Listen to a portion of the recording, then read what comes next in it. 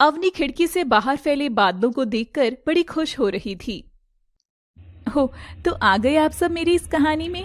मगर एक राज बताऊं, कहानी के आखिर में एक मौत होगी, मेरी ही। ये कहानी शुरू हुई थी आज से 5 साल पहले, जब मैं भी ऐसे ही आसमान में उड़ना चाहती थी। मगर किस्मत को शायद कुछ और ही मंजूर था।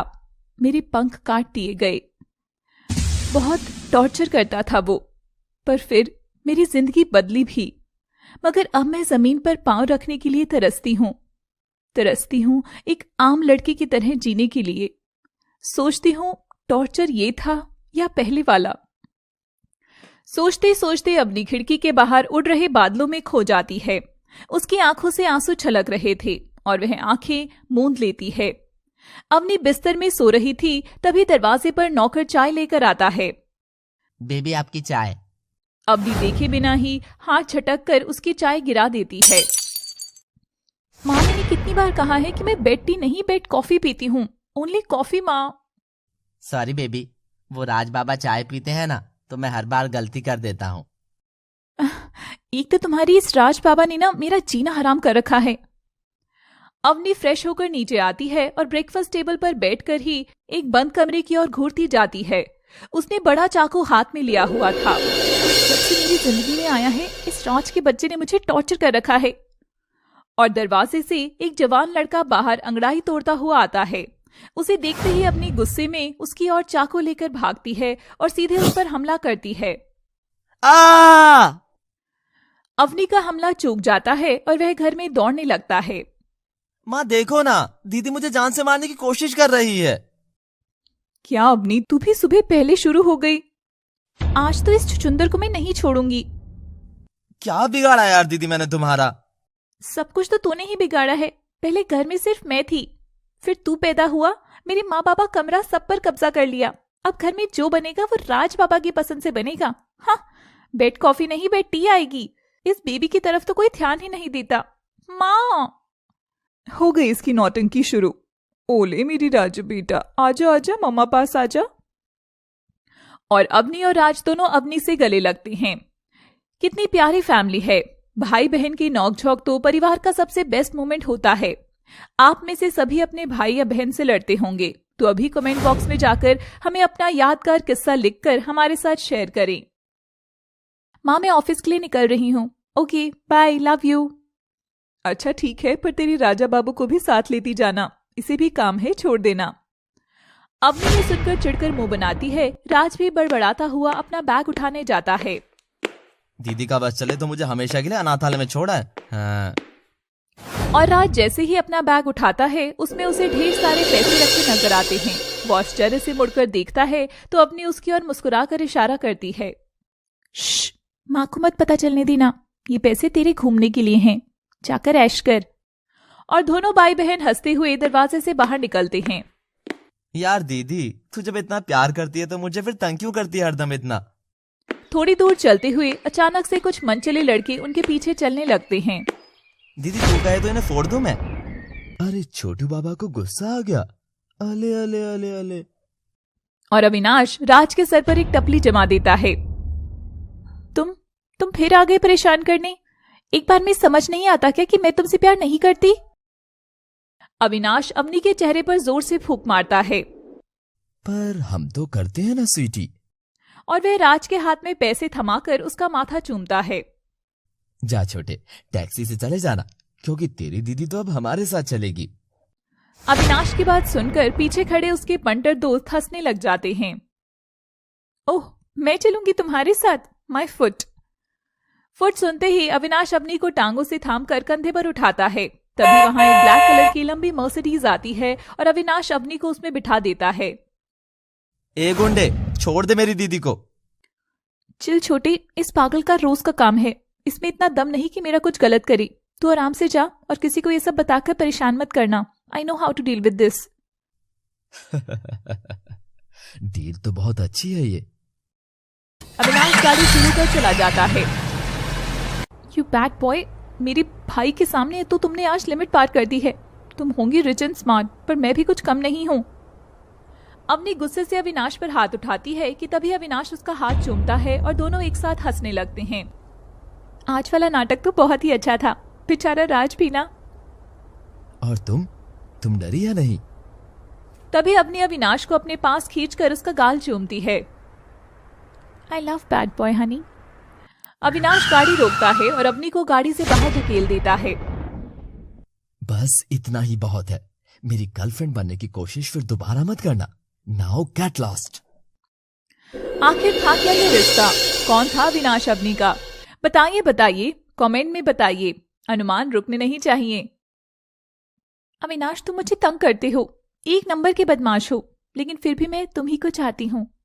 अविनाश के दोस्त अब गाड़ी में बैठ जाते हैं। यार अविनाश, तू तो बस छेड़ता था ना इस अवनी को, फिर ये लड़की उठाना ये सब क्या है? भाई तेरे मन में कुछ चल रहा है क्या अवनी के लिए? जाओ अपना दिमाग ना लगा। कहाँ मेरी हैसियत और कहाँ वो अवनी, मामूली मैनेजर की बेटी है। बस जब तक दिल बहला रहा हूँ। सही है भाई, सही जा रहा है। मेरा भाई तो हीरो है, हीरो। इसके लिए तो हीरोइन ही आएगी कोई। तभी अविनाश को पेड़ के पास एक लड़की की परछाई नजर आती है और उसे देखकर वह तुरंत ही गाड़ी रोक देता है। क्या हुआ भाई, क्या दिख गया अब तुझे? नहीं, कुछ नहीं। अवनी ऑफिस जाती है। बार बार वह अविनाश को याद कर मुस्कुरा रही थी। अवनी अपनी गाड़ी के पास जाती है कि तभी अचानक से उसके ऊपर पानी का फव्वारा आता है। अवनी पूरी तरह भीग गई थी। ये किसकी बदतमीजी है? मेरी है मैडम। वो क्या है ना, मेरा आप पर दिल आ गया है और मुझे अब तुमको तंग करने में बहुत मजा आता है। अवनी घबराकर तुरंत चली जाती है। हाय, तेरी सदा पर तो मैं मर जावा। अब से ये सिलसिला रोज शुरू हो गया था। अविनाश कभी अवनी को गाड़ी का टायर पंचर कर देता तो कभी उसका रास्ता रोकता। धीरे धीरे अवनी को इस चीज की आदत लग गई थी और अब से उसकी निगाहें खुद ही अविनाश को ढूंढने लगी थी। एक दिन जब अविनाश नहीं आया तो अवनी देखिए बेचैन हो जाती है। अवनी इधर उधर देख ही रही थी कि तभी अविनाश उसकी गाड़ी के ऊपर आकर बैठ जाता है। हाँ? क्या मुझे ही ढूंढ रही हैं आप? अवनी उसे देखकर मुस्कुराती है। तभी एक बड़ी मर्सिडीज आकर रुकती है और उसमें से ड्राइवर आकर निकलता है। सर, आपने कार मंगाई थी। ओह माय गॉड, कार शायर है तुम्हारे पास? मुझे तो लगा था कि तुम कोई लुक्खी और मवाली हो। वो क्या है ना मैडम, हमें शो ऑफ की आदत नहीं है, तो आपको लिफ्ट चाहिए? जी नहीं, हमें नहीं चाहिए। हम चले अब घर। और अवनी इतराती हुई घर चली जाती है। अब अवनी का दिल अविनाश पर आने लगा था, पर अविनाश का क्या? दिल बहलाने के लिए काफी सही चीज है तुम अवनी। अवनी जब ऑफिस में जा रही थी तो उसे लगा जैसे कोई उसे छुपके देख रहा हो और वह मुड़कर देखती है तो दूर एक काली गाड़ी खड़ी थी। तो तुम आ ही गए ना अविनाश, तुमसे भी मेरे बिना रहा नहीं जाता ना। अवनी ऑफिस के बाद बाहर आती है तो उसे उसकी गाड़ी पर एक गुलाब का फूल और छोटी सी चॉकलेट रखी होती है। रोज की तरह अवनी ऑफिस से निकल रही थी कि तब वह अपनी गाड़ी को देखकर चौंक उठती है। अविनाश ने उसकी पूरी गाड़ी को चॉकलेट से सजा रखा था। नहीं अविनाश, इतना चीप गिफ्ट कभी नहीं देगा, पता नहीं किस मनचले की हरकत होगी। और अवनी उसे उठाकर फेंक कर चली जाती है। तभी वहाँ एक लड़का आता है और सड़क पर पड़ी उन चीजों को उठाता है। उसकी आंखों से आंसू छलक उठे थे। शायद अवनी को कोई दूसरी चॉकलेट पसंद होगी, अगली बार थोड़ी महंगी दूंगा, वो भी काफी सारी। और अर्णव अपने छोटे से घर में आता है, एकदम सिंपल सा लड़का जिसका घर भी ऐसा कि 4 लोग जितना ही स्पेस मुश्किल से हो। अर्णव अपने कमरे में जाता है और बेचारे की आंखें नम थी। वह सामने रखा एक गुल्लक उठाता है जिस पर लिखा था अवनी, और वह उस गुल्लक को तोड़ देता है जिसमें ढेर सारे चिल्लड़ पैसे थे। शायद इन पैसों में से अवनी के लिए कुछ अच्छा सा गिफ्ट ले सकता हूँ। और वह एक बंद कमरे का दरवाजा खोलता है जिसमें लाल लाइट जल रही थी। लाल लाइट के अंदर अवनी की अनगिनत तस्वीरें नजर आ रही थी जो अर्णव ने चुपके से ली होंगी। अवनी, मेरे पास पैसे तो नहीं है, लेकिन मैं तुम्हें बहुत प्यार दूंगा। और अर्णव अवनी की तस्वीर को सहलाते हुए वहीं सो जाता है। अवनी के मन को अविनाश भा गया था। वहीं अविनाश क्या चाहता था कि तो कोई भी नहीं जानता था। इन 2 पैसे वालों के बीच कोई कुचला जा रहा था तो वो था अर्णव का गरीब प्यार। दोस्तों, क्या आपके साथ या आपके किसी दोस्त के साथ भी ऐसा हुआ था क्या जिसने अपना प्यार गरीबी के कारण खो दिया हो? अगले दिन अवनी अपने घर का दरवाजा खोलती है तो सामने एक बहुत बड़ा गुलदस्ता रखा रहता है। अवनी उसे देखकर बड़ी ही खुश होती है। मैं जानती थी आखिर तुम भी कब तक मुझसे मुंह फेर कर रहोगे अविनाश? उसमें एक लेटर रखा था जो लाल रंग के अक्षरों से सजा था। ये ना सोचना कि ये बस स्याही है, इसमें लिखा एक एक शब्द मेरे दिल से रगों तक बह रहे खून से लिखा है, जो जितनी बार धड़कता है तो कहता है अवनी अवनी अवनी। अवनी मुस्कुरा रही थी। आज मैं तुमसे अपने दिल की बात जरूर कहूंगा, मगर उसके लिए तुम्हें इस पते पर आना होगा, वो भी लाल कपड़ों में। अवनी ये जान बहुत खुश होती है। अचानक राज आकर अवनी से लेटर छीन लेता है। नालायक, इधर दे इसे, इधर ला। किसका लेटर आया दीदी को? कहीं जीजू का तो नहीं, खाली मर्सिडीज वाले? वैसे मुझे वो पसंद तो नहीं है, मगर अगर तू मुझे महंगी गिफ्ट्स देगी तो मैं कोऑपरेट कर लूंगा, वरना तो माँ दीदी के पास। तभी अवनी तुरंत उसके मुंह में पैसे ठूस देती है। ले निकल पैसे, नाक ही बन रखा है तू तो मेरी जिंदगी का। क्या यार दीदी, इतने सारे पैसे लेकर कब्र में जाएगी क्या? तुझ जैसे को तो मैं अपनी कब्र के पास भी ना आने दूं। राज हंसता हुआ वहां से बाहर जाता है कि तभी अविनाश उसकी गर्दन दबोच लेता है। आह, दर्द हो रहा है मुझे भाई। बोल जीजू, भाई नहीं हूं मैं किसी का, तो बोल मुझे जीजू। राज घबराकर भाग जाता है। डर गया साला। हाँ, अरे साला ही तो हुआ, ये तो जोक हो गया। तभी एक जगह अविनाश का दोस्त उसके पास जाकर कहता है, भाई जैसा तूने कहा था मैंने वैसा ही करा, उसने वो खत ले लिया। ठीक है, अब तो जो करेगी अवनी ही करेगी, बस इंतजार रहेगा मुझे शाम होने का। अवनी शाम को तैयार होकर अविनाश के दिए पते पर पहुंचती है, जहां चारों और एकदम अंधेरा था। वह अंदर घुसती है, मगर आगे की कहानी तो देखने के लिए आपको अभी हमारे परिवार में और घुसना होगा। और तब तक बताइए आखिर क्या होगा उस अवनी के साथ? कौन कर रहा है उस गुप्त अंधेरे में अवनी का इंतजार? अवनी लाल कपड़ों में उस जगह पहुंचती है जहां चारों ओर खूब अंधेरा था। अविनाश, अब बस भी करो, ऐसा सरप्राइज मुझे थोड़ा डरा देते हैं। और अवनी थोड़ा अंदर चलती है, तभी अचानक से उस जगह एक अजीब सी हलचल होती है और चारों ओर रोशनी जलती है। अवनी देखती है कि वहां किसी की मौत हो रखी थी और सब लोग सफेद कपड़ों में बैठकर रो रहे थे। वहां अचानक से अवनी को लाल कपड़ों में देख सब उसे घूर कर देखते हैं। अवनी ये देख घबरा जाती है।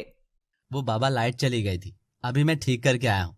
अरे ये बदतमीज लड़की कौन है, ऐसे दुख के अवसर पर रंगीन कपड़े पहनकर आई है? और सब लोग अवनी को वहां से धक्के मारकर बाहर निकाल देते हैं। अवनी सड़क पर पड़ी रो रही थी। तभी वहां से अविनाश की गाड़ी जाती है और वह अवनी को देख हंसता है। अरे रे वो देखो, मेरे प्यार में अवनी तो जमीन पर पड़ी है। अरे इतना भी नहीं गिरते हैं प्यार में अवनी, चलो खड़ी हो जाओ।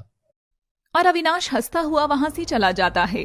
अवनी अविनाश को बस घूर कर ही देखे जा रही थी। तभी दूर खड़े अर्णव को अवनी को यूं तकलीफ में देखकर बड़ी तकलीफ होती है। तुम ठीक तो हो ना? तुम्हें कहीं लगी तो नहीं? जैसे ही अर्णव अवनी को छूता हुआ उसे उठाने लगता है, अवनी उल्टा उसे ही धकेल देती है और अर्णव के सिर पर चोट लग जाती है। आह माँ! मगर अवनी एक बार भी पलटकर अर्णव की ओर नहीं देखती।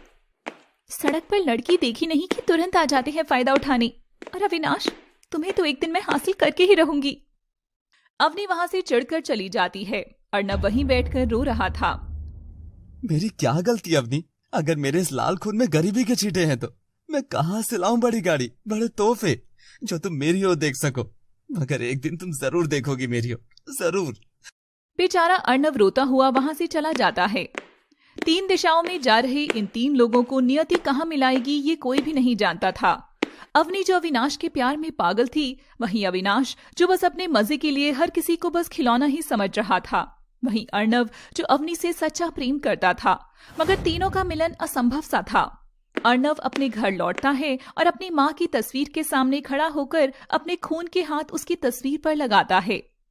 माँ तू चाहती थी ना कि अपनी जैसी लड़की इस घर में तेरी बहू बनकर आए, तो एक दिन मैं ऐसा जरूर करके दिखाऊंगा माँ, और तब तेरी तस्वीर के आगे मैं नहीं अवनी दिया जलाएगी। उधर अवनी अपने बाबा के पास जाती है। डैड, मुझे शादी करनी है। ये सुनते ही राज हंस देता है। इस बुढ़ापे में शादी करके कहाँ जाएगी दीदी? इधर ही घर में पड़ी रहे, कम से कम तेरी सैलरी से मेरी तो ऐश होगी। अवनी राज की बचकानी बातों से और अधिक चिढ़ती है। राज के बच्चे, एक बार अगर उससे शादी हो गई ना, तब तो फिर इतना पैसा मिल जाएगा कि तुझे बस ऐश ही ऐश करनी होगी। ये सुनते ही अवनी के डैड निरंजन अवनी के जोरदार तमाचा लगा देते हैं। तो तू क्या पैसों की वजह से शादी करना चाहती है अवनी? बेटा, तुझे ये हमने तो नहीं सिखाया है कि इस ट्रैक पर जा रही है तू। आज उस अविनाश की वजह से मेरे मॉम डैड तक मुझे इतनी गलत नजर से देख रहे हैं। और अवनी रोते हुए कमरे में चली जाती है। कुछ दिन में निरंजन उसके पास आता है। अवनी, मेरी बिटिया नाराज हो गई क्या डैड की बात से? हाँ, हो गई नाराज। आप लोगों ने मेरी बात सुने बिना ही मुझे कितना भला बुरा कहा कि मैं आपको लालची लगती हूँ। ना मेरी परी बिटिया, तू तो मेरी बेटी नहीं बेटा है। तुझसे तो जो शादी करेगा वो खुद ही चैन पाएगा।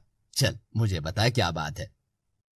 डैड, मुझे किसी से प्यार है और मैं उसी से शादी करना चाहती हूँ। कौन है वो? अविनाश। अविनाश? कौन अविनाश? डैड, सुजीत रॉय का बेटा अविनाश रॉय, जो बड़ी कंपनियों के मालिक हैं। ये नाम सुनते ही निरंजन कांप जाता है। क्या? सुजीत राय का बेटा? मगर वो तो एक नंबर का बदमाश और आवारा है। नहीं डैड, प्लीज आप मेरी खातिर उनके घर रिश्ता भेजिए ना। मैं जानती हूँ अविनाश कभी मना नहीं करेगा। एक बेटी की जिद के आगे बाप हार मानकर खुद ही अपनी बेटी का रिश्ता लेकर अविनाश की बिल्डिंग के बाहर जाता है, जहां पहले से ही काफी लोग लाइन में लगकर इंतजार कर रहे थे। मुझे अंदर जाने दें। काम क्या है? रिश्ता लेकर आया हूँ। अरे भाई, यहाँ किसी पंडित वंडित की जरूरत नहीं है। जाओ कहीं और जाकर अपनी दुकान लगा। और गार्ड निरंजन को धकेल देता है।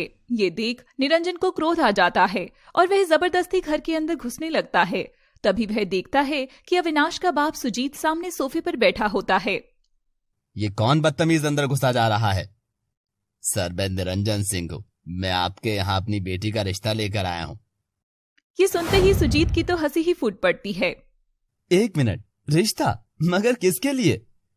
सर, बेशक आपके बेटे के लिए ही लाऊंगा ना। और यहाँ कौन है? हाँ, अरे हम भी हैं कतार में। लाओ तस्वीर दिखाओ। अगर पसंद आ गई तो तुम्हारी बेटी को तो हम ही अपनाकर अविनाश की सौतेली माँ भी तो बना सकते हैं। दोनों ही केस में आएगी तो इसी घर में। ये सुनते ही निरंजन का खून आग की तरह खौल जाता है। सर, ये आप कैसी बदतमीजी कर रहे हैं? उधर अपनी कमरे में बेचैन सी होकर इधर उधर चक्कर लगा रही थी कि तभी उसने अपने पीछे खड़ा अविनाश नजर आता है, जो जोर से उसके बाल खींचता है। आह अविनाश, बस भी करो, थकते नहीं हो क्या तुम मुझे तंग करते हुए? अरे डैड गए हैं ना रिश्ते की बात करने, इतनी भी क्यों बेचैन हो रही हो तुम?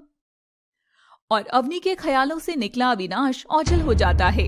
ये देख अवनी शर्मा जाती है। चिल्ला मत निरंजन, तू अपनी औकात जानता भी है क्या? सिंह लोग राय खानदान की बराबरी करने लगे हैं। गार्ड्स, इस भिखारी को अंदर किसने आने दिया? अरे जाता हो, ये तो मेरी पागल बेटी ने ही जिद की थी, तब मैं इस घमंडी आदमी के सामने आया। वरना मेरी बेटी तो क्या, मैं उसकी परछाई भी इस घर में नहीं पड़ने दूंगा। हाँ। निरंजन अपनी बेइज्जती करवाकर वहां से चला जाता है। सुजीत का भी दिमाग खराब हो गया था। अविनाश, कैसे नालायक काम कर रहा है तू? तुझे कोई हमारे बराबर की लड़की नहीं मिली थी क्या? अविनाश अपने पिता से बहुत डरता था। वह नजर झुका लेता है। I am sorry dad, I will handle this. Avinash घर से बाहर निकल रहा था, तभी उसे देखते ही सब लोग हंसते हैं। अगर इसी की बेटी से शादी करनी थी तो हमारी बेटी में क्या कमी थी? आखिर इससे तो ज्यादा ही पैसे हैं हमारे पास। अरे भाई, दिलाया गरीब पर तो अमीर क्या चीज है। या फिर कहीं राय जी के बेटे ने तो कोई मुंह तो काला नहीं कर? अविनाश जैसे जैसे आगे चल रहा था उसे ऐसे ही ताने मिलते जा रहे थे। तभी वह पलटकर देखता है तो उसके बाप सुजीत का चेहरा पूरा उतरा हुआ था। अवनी, तुम्हें तो मैं छोड़ूंगा नहीं। निरंजन अपने घर के बाहर गाड़ी रोककर लौटता है। तभी अवनी उसे खिड़की में से देखती है और सीढ़ियों में से ही अपने पिता को आता देखती है। बस कुछ देर में डैड मेरे लिए खुशखबरी लेकर आएंगे और फिर मैं और Avinash. I am so happy. तभी अवनी को अविनाश फिर से नजर आता है। रहा नहीं जा रहा ना तुमसे? तुम फिर आ गए ना? ना, नहीं रहा जा रहा। अच्छा जी, मगर थोड़ा इंतजार तो करना ही होगा ना अविनाश बाबू। डैड अभी बस तुम्हारे घर से खुशखबरी लेकर ही लौटे हैं। एक बार वो मॉम से डिस्कस कर लें, फिर वो मुझे भी बताएंगे और मैं तुम्हें बताऊंगी। अविनाश मुस्कुराता हुआ अवनी के करीब आता है और उसके कांधों को जकड़ता है। ये देख अवनी आहें भरती है। तभी अविनाश अवनी की गर्दन को चूमता है। अविनाश, नहीं, अभी नहीं, अभी शादी में वक्त है ना? शादी में वक्त है तो क्या हुआ, पर हम सुहागरात तो अभी मना सकते हैं ना। हट, तुम तो ख्यालों में भी तंग करना नहीं छोड़ोगी मुझे। अवनी मस्त होकर झूम रही थी कि तभी अविनाश पीछे से आकर उसके बाल जोर से खींचकर उसे अपनी ओर घुमाता है। अवनी को असल में बहुत दर्द हो रहा था। वह अविनाश को थप्पड़ भी लगाती है, मगर अविनाश उसके बाल नहीं छोड़ता। अविनाश छोड़ो मुझे, अब मुझे सचमुच दर्द हो रहा है यार। मगर अविनाश और जोर से उसके बाल खींचता है। आह आह आह। तभी अवनी दर्द में बिलखती हुई अविनाश के हाथ पर दांत से जोर से काटती है, इतना जोर से कि अविनाश को खून आने लगता है। ये देख अवनी चौंक कर दूर हटती है। खून? यानी कि तुम ख्याल नहीं, सच में हो अविनाश? हाँ, मैं सच में हूँ। और एक बात अपने इस भेजे में घुसा लो कि तुम ख्वाब और हकीकत दोनों में ही मुझे हासिल नहीं कर सकोगी। अवनी सदमे में थी कि अचानक निरंजन वहां आ जाता है और अविनाश को अवनी के कमरे में देखकर उसके थप्पड़ लगा देता है। मेरी बेटी के कमरे में घुसते हुए तुझे शर्म नहीं आई नीच? क्या यही तेरे बिगड़ल बाप ने सिखाया है तुझे? अपने बाप के बारे में सुनते ही अविनाश को भी गुस्सा आ जाता है और वो निरंजन का हाथ पकड़ लेता है। इससे शादी करना चाहती थी ना तू अवनी, जिसके बाप ने आज मुझे इतना जलील किया कि मेरा घर लौटना मुश्किल हो गया था। जलील तो मेरे डैड हुए हैं, तुम सबकी वजह से। शादी करनी थी ना अवनी तुम्हें, शादी होगी और मुझसे ही होगी। कोई रोक कर दिखा सके तो रोक कर दिखा देना। अंजना और निरंजन एकदम डर गए थे। मगर ये याद रखना, शादी मुझसे होगी मगर पत्नी तू मेरी ना होगी। प्यार तुझे मुझसे होगा मगर बदले में मुझसे प्यार नहीं मिलेगा। तू बहू और पत्नी जैसे शब्द सुनने के लिए तड़प जाएगी अवनी। बोल, चाहती है अब भी ऐसी शादी? अवनी के मन में पल रहा सारा प्यार का भूत अब गायब हो गया था और तभी वह अपने लाचार माँ बाप का चेहरा देखती है। उसे देख वह अविनाश के आगे हाथ जोड़ती है। हो गई शादी, ले लिए फेरे, अब तुम जाओ यहाँ से, प्लीज चले जाओ। अविनाश भड़क कर चला तो गया था, सारा माहौल शांत हो चुका था। निरंजन और अंजना भी अपने कमरे में चले गए थे, मगर शांति तो हर तूफान से पहले भी होती है। उस रात भी खिड़की के बाहर एक भयंकर तूफान आया था। दूर किसी अंधेरे खंडर में जल रही आग के पास बैठा एक पंडित कुछ मंत्र जाप कर रहा था। जमीन पर घुंघरू सजी पायल वाले पांव छन छन करते चल रहे थे और मंडप में खड़ा था एक दूल्हा। अगले दिन अवनी की आंख खुलती है और वह देखती है अवनी दुल्हन के जोड़े में थी, जिसकी मांग से सिंदूर सजा था। मांग सजी थी, मगर क्या वह दुल्हन बनी थी? शादी तो हो गई थी, मगर क्या वह किसी की पत्नी बनी थी? आखिर इश्क की इस दास्तां में ये कैसा खेल है कि सब एक दूसरे से नफरत में तो कभी इश्क में मरे जा रहे हैं। जानने के लिए देखते रहिए हमारी एकदम नई और अलग कहानी इश्क में मर जामा केवल लव सिटी पर। हेलो दोस्तों, याद कर रहे हो या नहीं हमें? पर श्लोक, मैं तो चाहती हूँ कि ये हमें बिल्कुल भी याद ना करें। अरे याद नहीं करेंगे तभी तो नई कहानी से दिल लगाएंगे ना। दुल्हन बनी अवनी अपने होश में आती है और अपना घूमता हुआ सिर पकड़ती है। ये सिर इतना घूम क्यों रहा है? और अवनी झूमते हुए उठ खड़ी होती है और अपने हाथ में कंगन देख चौंकती है। तभी वह आईने के आगे जा खड़ी होती है। ओह गॉड, नो, मैं दुल्हन के कपड़ों में क्या कर रही हूँ और मैं कहाँ हूँ? मुझे कुछ याद क्यों नहीं आ रहा है? ये जगह तो। तभी अवनी पलटकर बिस्तर की ओर देखती है तो उसके होश उड़ जाते हैं। बिस्तर पर औंधे मुंह करके एक लड़का पड़ा था जिसने दूल्हे के कपड़े पहने थे। ए उठो उठो, कौन हो तुम? और जैसे ही वह लड़का अपना चेहरा उठाता है, अवनी उसे देख हैरान थी। वह अर्णव ही था। आखिर तुम हो कौन और ये सब क्या तमाशा है? तभी अर्णव आकर अवनी का हाथ थामता है। अब से यही तुम्हारा घर है अवनी। तुम और मैंने शादी की है, इसीलिए अपने पति के पास रहना तुम्हारा काम है। अवनी के पांव के नीचे से तो मानो जमीन ही खिसक गई हो। Excuse me, who the hell are you? शादी? कौन सी शादी और कब हुई? मैं तो तुम्हें जानती तक नहीं हूँ। अवनी को रात का आखिरी समय याद आता है जब वह अविनाश के साथ अपने कमरे में खड़ी थी। अवनी सिंह, तूने जो आज मेरे घर पर तमाशा खड़ा किया है, उसके बाद मेरी नजरें हर वक्त तुझ पर ही रहेंगी। और अविनाश वहां से चला जाता है। अविनाश बहुत भड़का हुआ था और वह फोन निकालता है। उस अवनी को शादी करनी है ना? मैं करता हूँ उससे शादी। ऐसी शादी करूंगा कि अब से मेरा नाम लेने से भी वो कांप उठेगी। अवनी अविनाश के इस रवैये से दुखी थी। पापा, भगवान ने हमें इतना सक्षम तो बनाया है कि हम कमा कर खा रहे हैं, तो ये प्यार में अमीरी, गरीबी और हैसियत कैसी? मेरा दिल टूट गया है पापा। अवनी रोते हुए बाहर जाने लगती है, तभी उसकी माँ उसे रोक देती है। अभी घर से बाहर ना जा अवनी, यह सनकी अविनाश आज ही धमकी देकर गया है, कहीं कुछ। मगर अवनी नहीं मानती और बाहर जाकर शराब पीकर सड़क पर चलने लगती है। दिल मेरा पूछ रहा है तुमसे, क्या प्यार करोगी मुझसे, मुझसे। तभी अचानक से पीछे से काले रंग की एक गाड़ी आती है जो अवनी के करीब आकर रुकती है और उसे खींचकर अंदर बिठा लेती है। वह छटपटा रही थी। ले चलो इसे मंडप में। और वह एक खंडर में दुल्हन के रूप में खड़ी कर दी जाती है। अवनी नशे की हालत में धुंधली आंखों से देख रही थी। सामने आग जल रही थी और हवन कुंड के पास खड़ा था अर्णव, जिसके हाथ बंधे हुए थे। ये सब क्या कर रहे हो आप सब? मेरी अवनी के साथ जबरदस्ती मत करो, छोड़ दो उसे प्लीज, ऐसा ना करो। आखिर हो कौन तुम सब? तभी एक बदमाश आकर अर्णव के थप्पड़ मारता है। चुपचाप अभी इससे शादी करो, वरना हम सब मिलकर इसके कपड़े फाड़ देंगे। देखना चाहोगे? और वह बदमाश अवनी की ओर अपना हाथ बढ़ाता है। नहीं नहीं, मैं करूंगा, इसे छूना नहीं। शादी हो रही है। मैं भी करूंगी शादी, पर उस बैड बॉय से नहीं। तुम मुझे गुड बॉय नजर आ रही हो, मैं तुमसे ही करूंगी।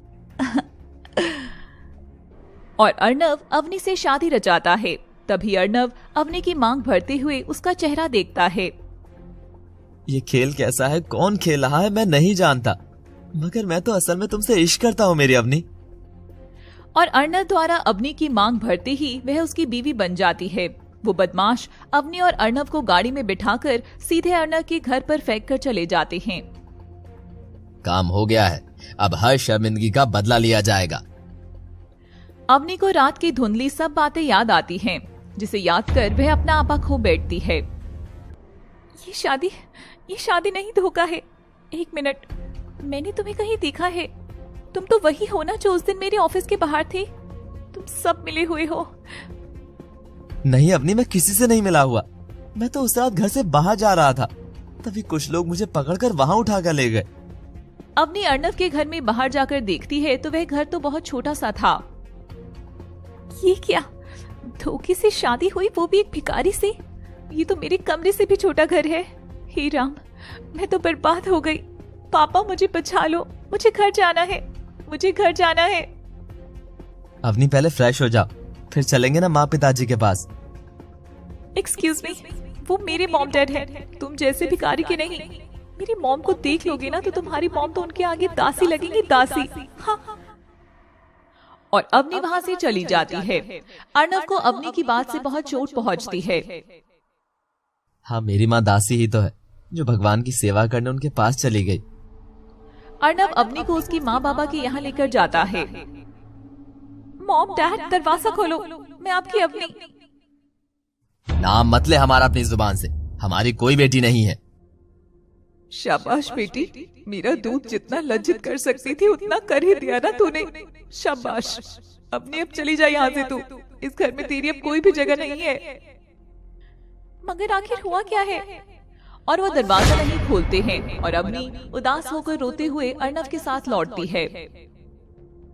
अवनी तुम उदास मत हो, मैं हूं ना, मैं हमेशा तुम्हारे साथ रहूंगा, तुम्हारी परछाई की तरह।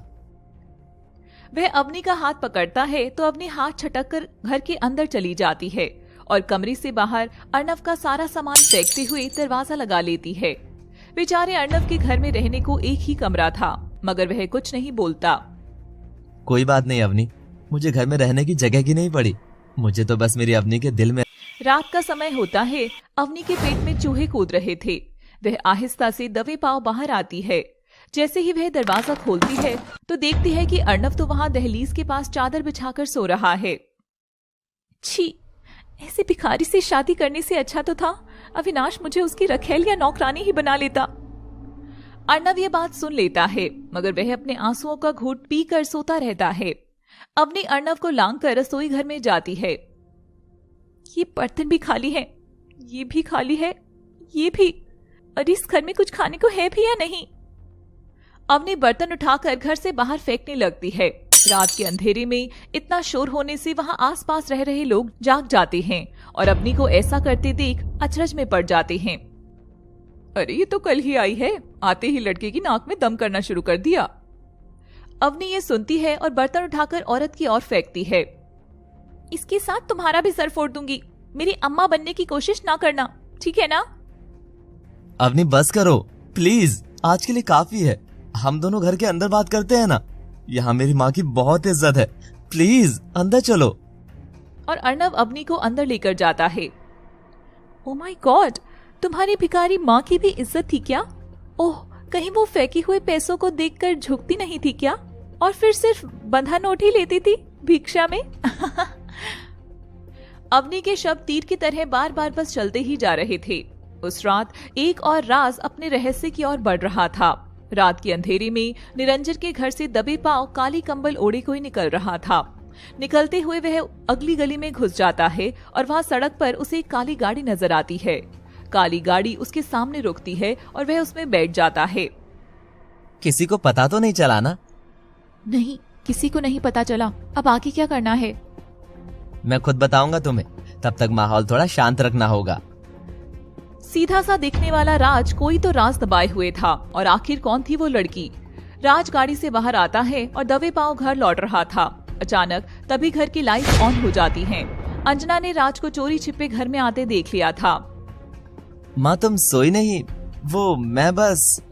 अवनी की भूख के मारे जान निकल रही थी। मैं कुछ बना दूं तुम्हारे लिए अवनी? मुझे तो भूखे रहने की आदत है। मैं जानबूझकर एक वक्त का खाना नहीं खाता ताकि मुझे एहसास रहे कि भूख लगना कैसा होता है और मैं अपने पुराने दिन ना भूलूं। अवनी को तो अर्णव की हर बात से चिढ़ थी। अगर तुम बीच में ना आती तो आज मैं अविनाश से शादी कर महल जैसे घर की महारानी होती। पता है, अगर मुझे भूख लगती तो वो कुछ बनाता नहीं बल्कि पिज्जा की दुकान ही खरीद कर ला देता।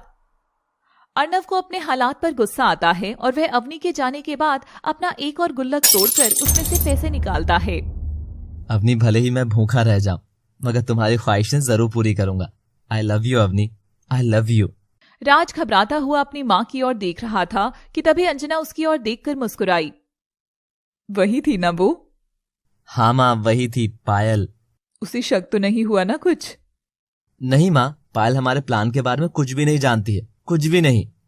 शाबाश बेटा, जो अपनी ना कर सकी वो अब तू करेगा, और तब मैं गर्व से कहूं कि मैं हूं अंजना सिंह, राज की माँ।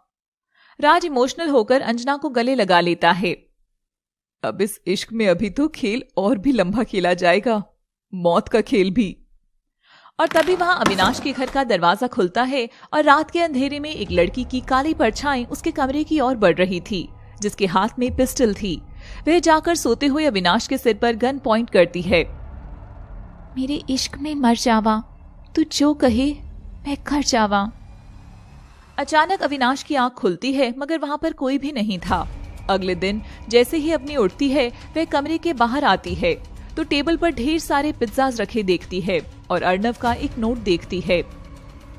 अवनी, चाहे मुझे मेरे सारे सपनों को बेचकर तुम्हारी ख्वाहिशें खरीदनी पड़ जाए, मैं वो भी पूरी करूंगा, क्योंकि मैं तुमसे बेइंतहा प्यार करता हूँ।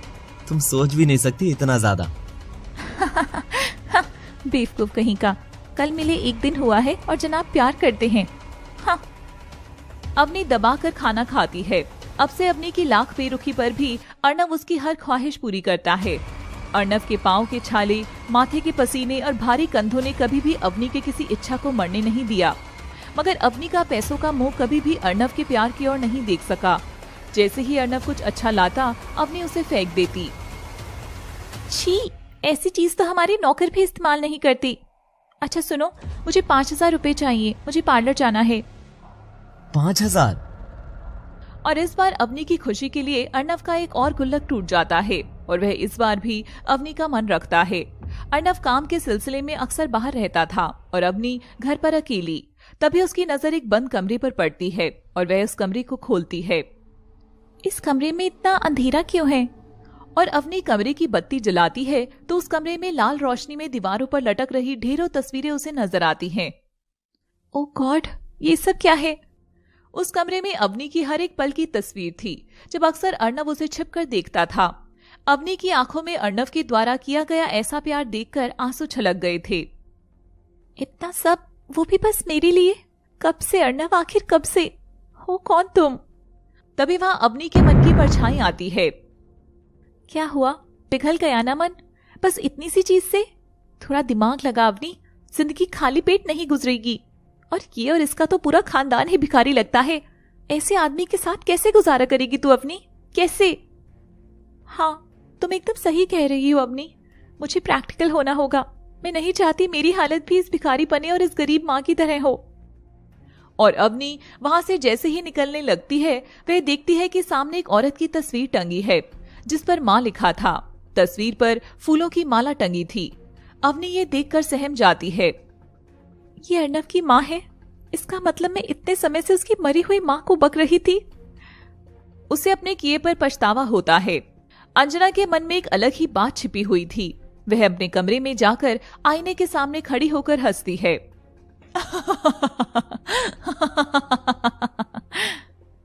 मंडप में बैठी एक लड़की लगातार रोई जा रही थी।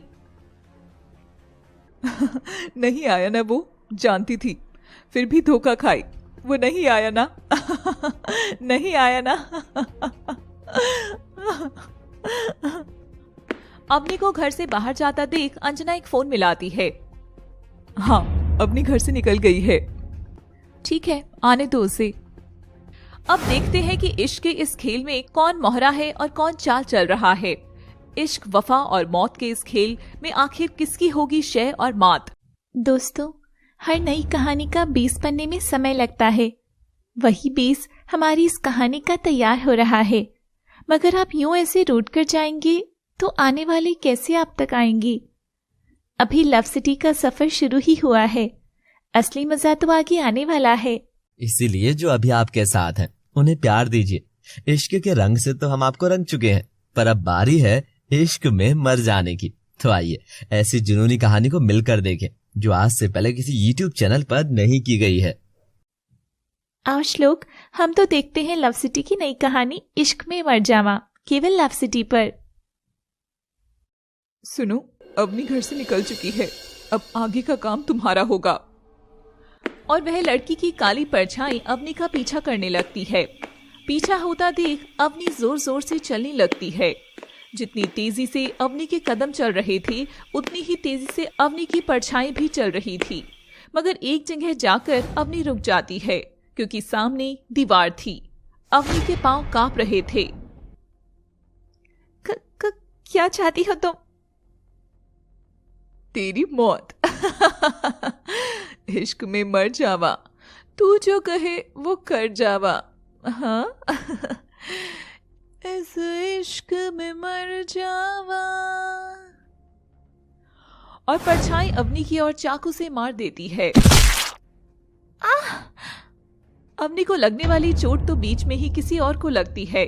अर्नव ने वह चाकू अपने ऊपर ले लिया था और वह घायल हालत में ही सामने खड़ी उस लड़की की परछाई पर झपट पड़ता है।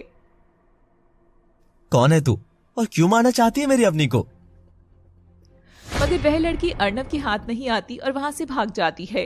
अब सवाल यह है कि क्या यह वही लड़की है जो अवनी के भाई राज के साथ उस रोज गाड़ी में थी? तो क्या इस खेल में राज भी शामिल है? और अंजना ने अपनी ही बेटी पर हमला क्यों कराया था? सवाल बहुत से हैं मगर जवाब तो आप ही देंगे। तो अभी आइए कमेंट बॉक्स में और सब अपनी अपनी कहानी का वर्जन बताएं। अर्नव सड़क पर घायल हालत में था। अवनी ये देख घबरा रही थी। तुम पागल हो गया अर्नव, तुम्हें बीच में आने की क्या जरूरत थी? I love you Avni. और बेहोश अर्नव को जैसे तैसे अवनी घर लेकर आती है। तभी पास के क्लिनिक से डॉक्टर आकर अर्नव को देखता है। देखिए, घाव इतना जानलेवा तो नहीं है, मगर अभी कुछ दिनों के लिए ये कोई काम ना करें तो ही बेहतर है। ये रही दवाइयाँ, आप लेकर आइए। डॉक्टर के जाने के बाद अर्नव उठने लगता है। तुम्हारा दिमाग तो ठीक है ना अर्नव? सुना नहीं कि अब तुम्हें सिर्फ बेड रेस्ट करनी है? अवनी, अगर आराम करूंगा तो हम खाएंगे क्या? यहाँ तो मैं रोज जितना कुआं खोदता हूँ उसी में से पानी पीते हैं। अगर बिस्तर पर पड़ा रहा तो तुम क्या खाओगी? मैं कमा लूंगी, पर तुम अभी आराम करो। और अपनी दवाई लेने बाहर जाती है। अवनी के जाते ही अर्नव फोन निकालता है। हाँ, वो अभी घर से निकली है। अविनाश अपने कमरे में खिड़की के पास खड़ा था कि तभी वही परछाई लड़की दरवाजे पर चाकू लेकर खड़ी होती है और धीरे धीरे अविनाश की ओर बढ़ने लगती है। मुझे अवनी क्यों याद आ रही है? बहुत दिनों से उसकी कोई खबर भी नहीं मिली है। वह एक फोन करता है। हेलो, अविनाश बोल रहा हूँ। जिस काम के लिए तुम्हें पहले रखा था, अब फिर से उसी काम पर लग जाओ। ठीक है सर। राज मुस्कुराता हुआ अपनी माँ के पास जाता है। माँ, उसी का फोन आया था। कहता है कि फिर से मेरी जरूरत है अवनी दीदी के बारे में जानकारी देने के लिए। मैंने हाँ बोल दिया। शाबाश। वो सोचता है कि वह सारा खेल खेल रहा है, मगर इस खेल का मास्टरमाइंड तो इसी घर में है। मैं पायल को फोन करता हूँ। और राज फोन निकालकर फोन करता है तो वह फोन अविनाश के ठीक पीछे बजता है। अविनाश चौंक कर पीछे मुड़ता है तो देखता है एक लड़की चाकू लिए पीछे खड़ी थी, जो उसकी ओर देखकर मुस्कुरा रही थी। तुम मेरे कमरे में? ओ कम ऑन भाई, मैं तो तुम्हारे लिए एप्पल लेकर आई थी। लो, ये सेब लो और ये चाकू। कुचल दो इस सेब को। तू पागल वागल हो गई है लगता है छोटी। चल जा अब यहाँ से, मैं भी थोड़ा परेशान हूँ। क्या हुआ भाई? परेशान हो तो मुझे बताओ, शायद मैं आपके काम आ सकूं। नहीं, तुझे मेरे किसी भी मामले में घुसने की जरूरत नहीं है। आराम से घर में रहकर एंजॉय कर। अविनाश तिलमिलाता सा वहां से चला जाता है और पायल गुस्से से सेब पर चाकू मारती है। अवनी दवाई लेने जाती है तो दुकानदार उसे बिल देता है। 5,000 की दवाइयां, मगर इतने पैसे मैं कैसे? तभी वह पर्स में हाथ डालकर देखती है कि अर्नव ने उसे 5,000 रुपए पार्लर के लिए दिए थे। पर ये तो मेरे हैं, अगर इन्हें दे दिया तो मैं पार्लर कैसे जाऊंगी? नहीं नहीं, अवनी, तेरा रूप रंग भूख इच्छाएं सब अर्नव की जान के आगे छोटी हैं। अवनी तुरंत पैसे निकाल कर देती है और दवाई ले लेती है। आज से पहले मैंने ऐसा कभी नहीं किया था, मगर मुझे ऐसा करके बहुत सुकून मिल रहा है। मगर क्यों? और अपने घर की ओर जाती है कि तभी उसे घर के अंदर से कुछ खुसफुसाहट सुनाई पड़ती है और वह दौड़कर जैसे ही अंदर जाती है तो देखती है कि अर्नव बिस्तर पर लेटा था, हाथ जोड़कर बड़बड़ा रहा था और उसके ठीक सामने वही लड़की चाकू लेकर उस पर हमला करने वाली थी। उसके हाथ खून से सने हुए थे। ये तो वही है जिसने पहले भी अर्नव पर हमला किया था। अवनी पीछे से जाकर उसे धकेल देती है। बहुत बड़ी गलती कर रही हो तुम इसे बचाकर। ये मेरा नहीं तो किसी का भी नहीं होगा, किसी का भी नहीं। वो किसी का नहीं, मेरा पति है लड़की। भले ही हमारी शादी एक फरेब हो, मगर वो अग्नि, वो सिंदूर और वो 7 फेरे, वो कोई छल नहीं था। एक लड़ाई में मेरी इस किस्मत से लड़ रही हूं और अब एक लड़ाई तुझसे भी लड़ लूंगी। अवनी, अर्नव सिंह हूं मैं, अर्नव की पत्नी। अगर दोबारा मेरे पति को हाथ लगाया ना तो। तभी अवनी उस पर जैसे ही हावी होने लगती है तो वे वहां से भाग जाती है। अर्नव अवनी को ऐसे देख एकदम शॉक था। अवनी, क्या कहा तुमने अभी? हाँ, तो अब शादी हुई है तो शादी ही कहूंगी ना। अब तुम अमीर हो या गरीब हो तो आखिर मेरे पति ही। खैर, ये रही तुम्हारी दवाइयां। अवनी में अर्नव की अच्छाई को देख बदलाव आ रहा था। वह अर्नव की देखभाल करने लगी थी। अविनाश अवनी के ख्यालों में खोया हुआ था कि सड़क पर गाड़ी चला रहा था कि तभी उसके पेड़ के पीछे वही लड़की नजर आज तो जानकर ही रहूंगा। और वह गाड़ी से उतरकर उस पेड़ की ओर जाता है। जैसे ही लड़की भागने लगती है, अविनाश तुरंत उसका हाथ झपट लेता है। छोड़ो ना अविनाश, यूं सारे अब मुझे पकड़ोगे? तो इतना सताओगे अब तो मुझे महक। क्या कर रहे हो डार्लिंग? तुम लाख छिपा लो प्यार, मगर दुनिया को पता चल जाएगा। मगर मैडम, ऐसे छिप छिप कर मिलने से मिलने का मजा तो आएगा ना। Oh, I missed you so much, honey. So much. मैं भी किन चीजों में उलझ गया महक। अगर डैड ने बरसों पहले वो कांड ना किया होता तो आज कहानी ही कुछ और होती। अविनाश की आंखों में एक अलग सी आग थी। महक उसे सीने से लगाकर शांत करती है।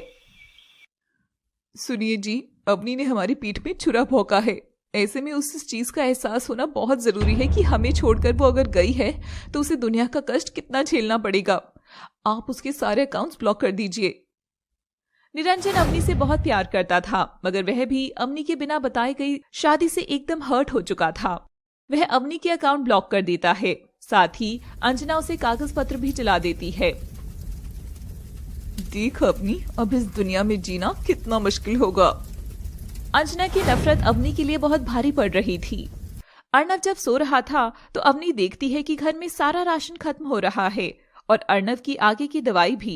वह कमरे में जाती है, तभी पर्दे के पीछे अवनी को कुछ गुल्लक दिखते हैं जिस पर अवनी अवनी अवनी लिखा था। ये क्या? इसका मतलब अर्णव ने हर बार मेरी जरूरत पर अपनी बचत के पैसे खर्च कर दिए। आज की इस आर्टिफिशियल दुनिया में इतना सच्चा प्यार क्यों कर रही हो अर्णव तुम? वो भी मुझसे, जिसने साफ मन से ज्यादा तो आराम और दौलत को ही चुना। अवनी की आवाज में आत्मग्लानि कूट कूट कर भरी थी। शायद अकाउंट में जो पैसे हैं उससे इस घर की तकलीफ दूर कर सकूं। मगर अवनी जब पैसे निकालने जाती है तो उसे वहां भी निराशा ही होती है। अब अवनी के हाथ में ना पैसा था ना नौकरी। वह घर लौट रही थी कि तभी उसने पड़ोस के मोहल्ले से एक काम वाली को बाहर निकलते जाते देखा। तू निकल जा, काम धेले का भी नहीं करती है और सामान चुराया हजारों का। चली जा और कल से मत आना। अवनी का पूरा ध्यान उधर ही था। आज के टाइम में तो रिश्ता ढूंढना फिर भी आसान है, मगर एक अच्छी काम वाली ढूंढना तो, आयो तौबा तौबा तौबा लगे ऐसी काम वाली को तो। पर बहन अब तो क्या करेगी? यहाँ तो कोई दूसरी नौकरानी मिलना मुश्किल है। देख, मुझे फालतू पैसे देना पड़े मैं दे दूंगी, मगर इस बार काम वाली तो अच्छी ही रखूंगी। अवनी वहां से चली जाती है और जैसे ही घर लौटती है घर में चारों ओर देखती है। क्या सोच रही है तू? तू एक पढ़ी लिखी लड़की है, ऐसे ख्याल अपने मन से निकाल दे। नहीं अवनी, अब यही तेरी जिंदगी है। इसे स्वर्ग बनाना तेरा काम है। वो वक्त याद कर जब इस लड़की ने अपने पांव के छाले हाथों से मिट्टी लकीरें और शरीर से बहते खून और पसीने की ओर देखा भी नहीं, ताकि सिर्फ तू खुश रह सके। याद कर अवनी, याद कर। तभी अर्णव नींद से जाग जाता है। आ गई तुम अवनी? भूख लग रही है बहुत। अवनी अर्णव के लिए खाना बनाती है। घर में इतना ही राशन बचा था कि अवनी बस एक इंसान का खाना बना सकती थी, जो कि उसने अर्णव को दे दिया। अवनी तुम भी तो खाओ। नहीं अर्णव, तुम खाओ, मेरा पेट भरा है। मैंने बाहर कुछ खा लिया था। नहीं, मेरे साथ खाओ, चाहे 2 कौरी खाओ, पर खाओ। तुम साथ खाओगी तो भूख से ज्यादा मीठी मुझे रोटी लगेगी। इस घर में जो भी आएगा और जो भी बनेगा उस पर पहला हक तुम्हारा होगा अवनी, सिर्फ तुम्हारा। अर्णव की यह बात सुनकर अवनी का तो कलीजा ही फट गया। इतना प्यार तो उसे कभी अपने घर पर भी नहीं मिला था। अवनी इमोशनल होकर अर्णव के सीने से लगती है। पहली बार ये लम्हा आया था। अर्णव तो एकदम सुन्न हो गया था। अवनी उठकर जाने लगती है। अर्णव, मुझे एक बहुत अच्छी नौकरी मिली है। मैं कल से ज्वाइन करने वाली हूँ। अब सब ठीक हो जाएगा। अर्णव ये जान खुश होता है। अगले दिन अवनी उस मोहल्ले में काम करने जाती है। अवनी इतनी सुंदर थी कि किसी को विश्वास ही नहीं हो रहा था कि वह नौकरानी है। अवनी झाड़ू पोछा बर्तन सब करके थकी हुई घर लौटती है, मगर उसने एक बार भी अर्णव को एहसास नहीं होने दिया। धीरे धीरे दोनों पति पत्नी का प्यार बढ़ने लगा। अब अवनी और अर्णव एक ही बिस्तर पर सोने लगे थे। अर्णव, माँ के साथ क्या हुआ था? अर्णव ये सवाल सुनकर सहम जाता है और उसके कानों में कुछ आवाजें और धुंधली यादें चलने लगती हैं। इस दूसरी औरत के लिए मुझे छोड़ा था। उठा के बाहर फेंको इसे और इसके बच्चे को। कहाँ खो गए अर्णव, बताओ ना। कुछ नहीं, दिल का दौरा पड़ा था माँ को। कुछ जख्म आप चाहकर भी किसी को नहीं दिखा पाते। ऐसा ही दर्द अर्णव के सीने में दफन था और शायद अंजना की भी। अगले दिन अवनी काम करने उस मकान में पहुंचती है तो वहां कुछ तैयारी होता देखती है। दीदी, यहाँ क्या हो रहा है? मेरे पोते का मुंडन है। गेस्ट लोग आते ही होंगे, तू फटाफट काम निपटा दे। और सुन, आज घर मत जाना, जो मेहमान आएंगे वो कुछ पैसे देंगे तेरे नाम के, तेरी कमाई हो जाएगी। अवनी ये सुनकर खुश हो जाती है और मेहमान आने लगते हैं। तभी दरवाजे से अंदर आते हैं निरंजन और अंजना। वो आकर अंदर बैठते हैं। ये लो, हमारे खास मेहमान तो अभी आए हैं। हमारे गरीब खाने में आने का बहुत शुक्रिया बहन जी आपका। अवनी बेटा, शरबत ला तो। अंजना निरंजन अवनी का नाम सुनते ही एक दूसरे की ओर देखते हैं। अवनी नौकरानी है हमारी, बड़ी ही होनहार है।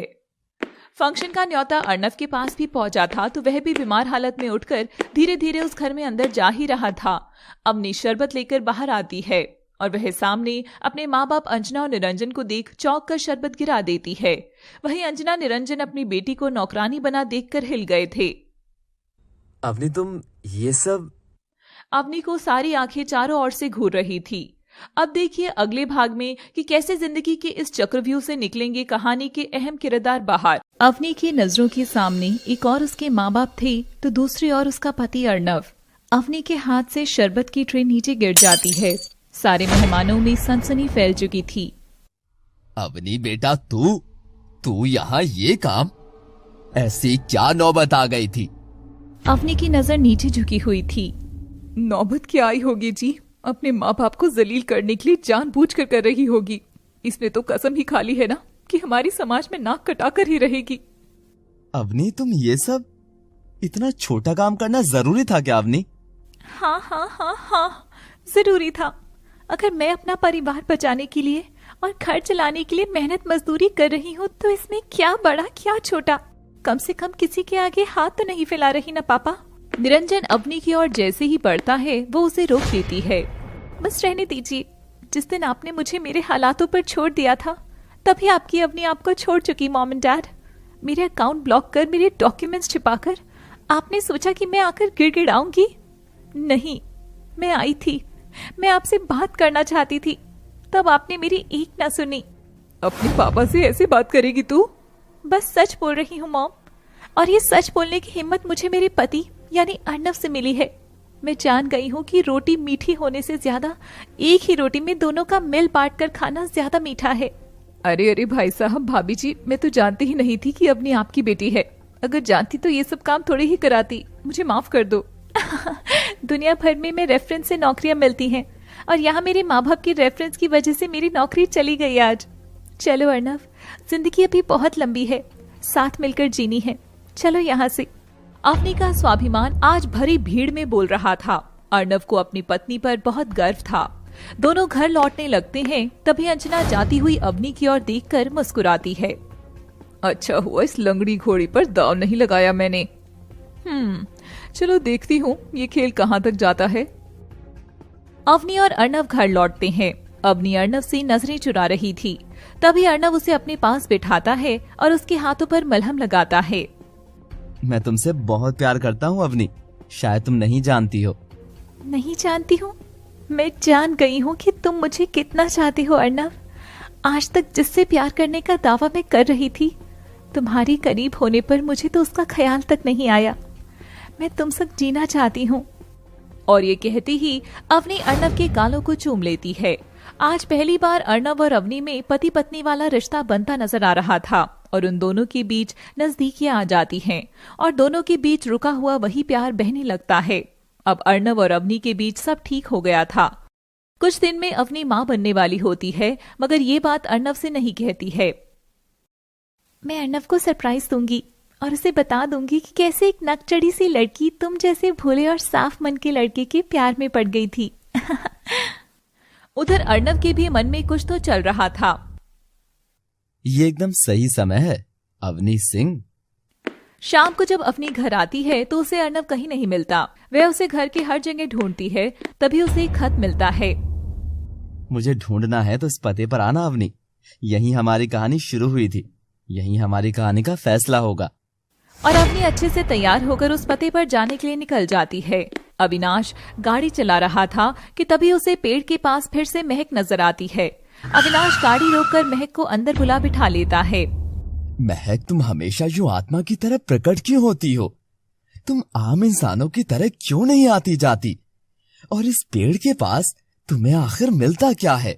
तभी महक अपने पैने नाखून अविनाश की गर्दन पर लगा देती है। अवनी कौन है? कौन है अवनी? पूरा शहर अवनी और अविनाश के बारे में बात कर रहा है। शांत शांत मेरी माँ, शांत। कुछ नहीं है अवनी मेरे लिए, कुछ भी नहीं। वो तो बस एक खेल खेलते हुए वो मुझसे अपना दिल लगा बैठी थी। बेवकूफ लड़की। तभी महक आकर अविनाश की गोद में बैठ जाती है और अपने हाथों से उसका चेहरा सहलाने लगती है। बेवकूफ है तो मार डाले उसे, बोलो। नहीं नहीं, अपनी को जरा भी चोट मत पहुंचाना। अविनाश के चेहरे की बेचैनी महक के मन में एक शक पैदा कर देती है। अवनी उस पते पर पहुंचती है तो वह पता तो उसके ऑफिस के पास का था, जिसे देख अपनी खुश होती है। हाँ, मुझे याद आ गया अर्नव कि हमारी कहानी यहीं से शुरू हुई थी। जब मैंने तुम्हारे तोहफे को ठुकराया था, मैं सब जान गई हूँ, मगर तुम हो कहाँ? अवनी थोड़ी आगे जाती है तो सामने एक बड़ा सा बंगला होता है, जैसे कोई महल हो। वह उसमें घुसती है और बड़ा दरवाजा जैसे ही खोलती है, अंदर का नजारा देख अवनी की आंखें फटी की फटी रह जाती हैं। तुम, मगर कैसे? सामने लगे आलिशान सोफे पर बैठा अर्नव यूं बैठा था जैसे वह इस रियासत का राजा हो। वह अवनी को देखकर जोर से हंसता है।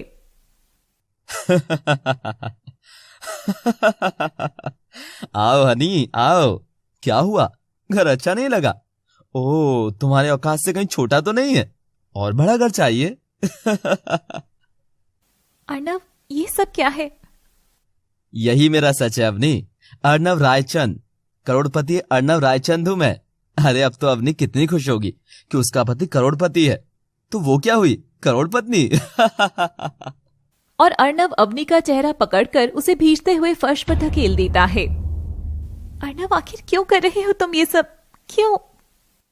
क्योंकि नफरत है मुझे तुमसे, बहुत नफरत। जी तो कर रहा है कि तुम्हें यहीं खत्म कर दूं, मगर तुम्हें मार कर भी क्या मिलेगा मुझे? जानती हो, जब मैं तुमसे इश्क का वो खेल खेल रहा था, तब मुझे कितनी तकलीफ होती थी तुम्हारे करीब आकर। जी तो करता था कि मर जाऊं, मगर मैं क्यों मरूं? मैं प्यार करने लगी हूं तुमसे अर्नव। अच्छा, मुझसे या मेरी दौलत से? सच बताना अवनी। अर्नव की नफरत की आग अवनी को भयंकर जला रही थी। तभी जैसे ही वह अवनी पर हाथ उठाने लगता है कि अर्नव का कोई हाथ रोक लेता है। अवनी उसका चेहरा देख चौंक जाती है। ये चेहरा, ये तो मैंने कहीं देखा था। हाँ, अर्नव के उस रेड रूम में, जहां उसकी माँ की तस्वीर लगी थी, उसी के पास। मेरा हाथ छोड़ दो मौसी, इसने मेरी जिंदगी को नरक किया है। अब नरक कैसा होता है ये देखने की बारी है इसकी। अवनी अर्नव के कदमों में पड़कर गिड़गिड़ाने लगती है। आखिर मेरा कसूर क्या है अर्नव? सिर्फ यही ना कि मेरी उस अकड़ ने तुम्हारे तोहफे को ठुकराकर तुम्हारी अकड़ को ठेस पहुंचाई। अगर ऐसा है तो लो, आज मैं हिसाब बराबर कर देती हूँ तुम्हें एक तोहफा देकर। मैं माँ बनने वाली हूँ तुम्हारे बच्चे की अर्नव। नई जिंदगी हमारे सामने खड़ी है, प्लीज ऐसा मत करो। अर्नव अवनी की ओर जाता है, उसकी आंख में आंसू थे और वह जाकर अवनी को प्यार से सहलाकर उठाता है। अचानक से उसके बालों को खींचकर उसे घर की चौखट की ओर धकेल देता है। इस घर में रहने के लिए जगह कमाई जाती है। अगर यहाँ रहना है तो वही सब करना होगा जो तू दूसरों के घर जाकर किया करती थी। अवनी सिंह, इस घर में रहना है तो तुझे पहले यहाँ नौकरानी बनना होगा, और अगर काम ठीक से किया तो यहाँ रहने को एक कोना तुझे मिल जाएगा। अवनी यह करने के लिए मान जाती है। मैं करूंगी, मैं अपने बच्चे को इस दुनिया में सुरक्षित लाने के लिए सब करूंगी।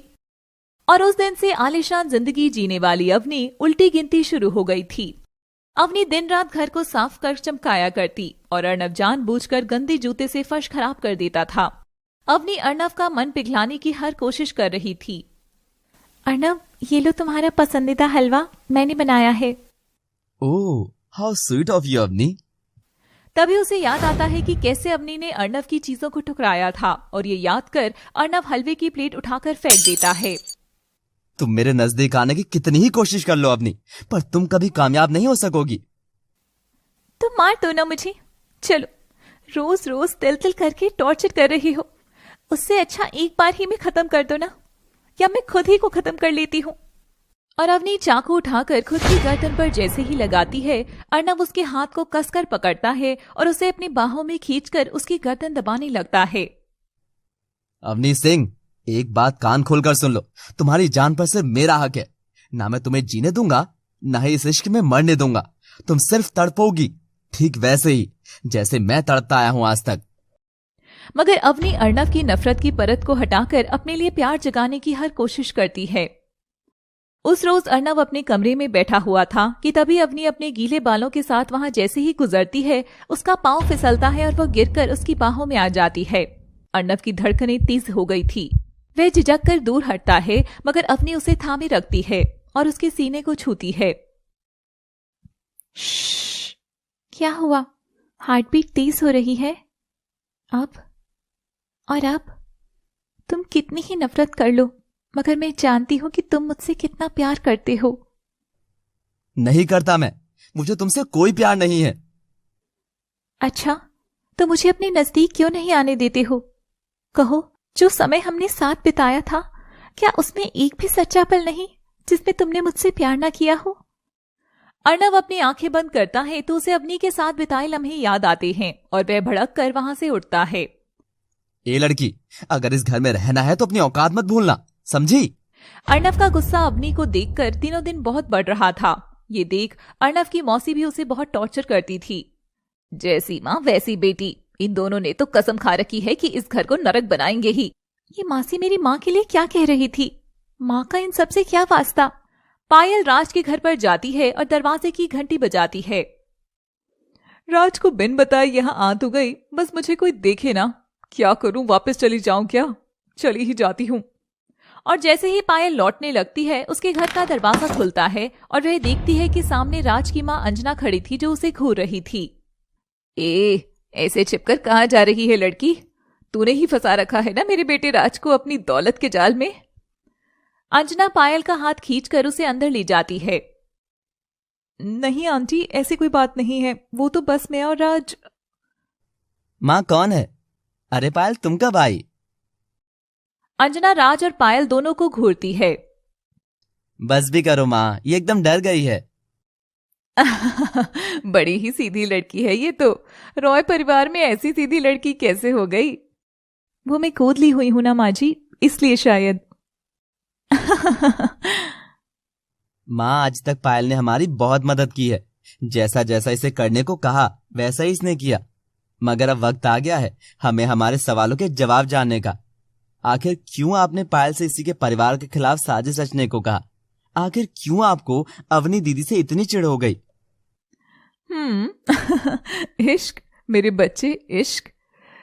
इस इश्क में मर जावा, तू जो कहे वो कर जावा। नफरत परिवार से नहीं, अविनाश के बाप सुजीत रॉय से है। बरसों पुरानी नफरत। अवनी काम कर ही रही थी कि दरवाजे की घंटी बजती है और मौसी दरवाजा खोलती है तो अवनी के कानों में एक लड़की की आवाज आती है। मौसी, भाई घर पर है क्या? अवनी उत्सुकतावश झांक कर देखती है तो दरवाजे पर वह खड़ी उस महक को देखती है। ये लड़की, ये तो वही है जिसने अर्नव पर हमला किया था। आखिर ये सब चल क्या रहा है? ये लड़की अर्नव को अपना भाई कह रही है, तो फिर ये उस दिन अर्नव पर हमला क्यों कर रही थी? और अगर अर्नव की अगर कोई बहन है तो उसने कभी कुछ बताया क्यों नहीं? और महक घर के अंदर आती है और सीधे ही अर्नव के कमरे में चली जाती है। अवनी चुपके से दोनों की बात सुनने कमरे के पास जाती है। मैंने तुझे कितनी बार कहा है मुझे इस बारे में कोई बात नहीं करनी। मैंने उस दिन भी कहा था तुझसे। जब अर्नव जख्मी हालत में अपने पुराने घर के बिस्तर पर था, तब महक जो उसकी बहन थी उससे वहां मिलने आई थी। उसके हाथ में अभी भी वही चाकू था। अब क्या करने आई हो तुम यहाँ पर छोटी? तुम कर चुकी हो जो तुम्हें करना था। भैया, आई एम सॉरी। मैं तो उस अवनी पर हमला करने वाली थी, तभी आप बीच में आ गए और मैं गलती से आप पर ही चाकू चलाने लगी। मेरी बात सुन छोटी, भले ही अवनी हमारी दुश्मन है, मगर मैं उससे सच में प्यार करने लगा था और अवनी को चोट पहुंचाने का हक केवल मुझे है, सिर्फ मुझे। आपका खेल मुझे समझ ही नहीं आता भैया। आप अवनी को चोट पहुंचाना चाह रहे हो या खुद चोट खा रहे हो? यहाँ से चली जा महक, इससे पहले कि अवनी लौट कर आए। तभी अवनी के आते ही महक वहां से भाग जाती है। पर मैं उससे बहुत प्यार करती हूँ भैया, आप एक बार तो उससे मिल लो। मैंने बोल दिया ना, बस एक बार कह दिया तो कह दिया। अब तुम्हें इस घर में रहना है तो मेरी बात माननी होगी। ठीक है, तो नहीं रहना यहाँ। आज अगर माँ होती तो वो मेरी बात जरूर सुनती। पर माँ नहीं है ना महक, और किसकी वजह से ये तुम जानती ही हो, वो संजना और अवनी की वजह से। अवनी ये सुनकर चौंक जाती है। माँ और मेरी वजह से? आखिर अर्नव कौन सा राज दबाए बैठे हो तुम अपने सीने में? प्यार ने नहीं, नफरत ने तुम्हारे दिल में घर कर लिया है। महक वहां से चली जाती है। उसका पीछा करते हुए अवनी भी उसकी ओर जाने लगती है। कुछ देर बाद महक रुक जाती है और वहां खड़े अविनाश की ओर मुड़ती है। अविनाश को देखते ही अवनी चौंक जाती है। तो महक अविनाश की बात कर रही थी और मुझे लगा था कि वह मुझसे प्यार करता है। क्या कहा तुम्हारे भाई ने महक?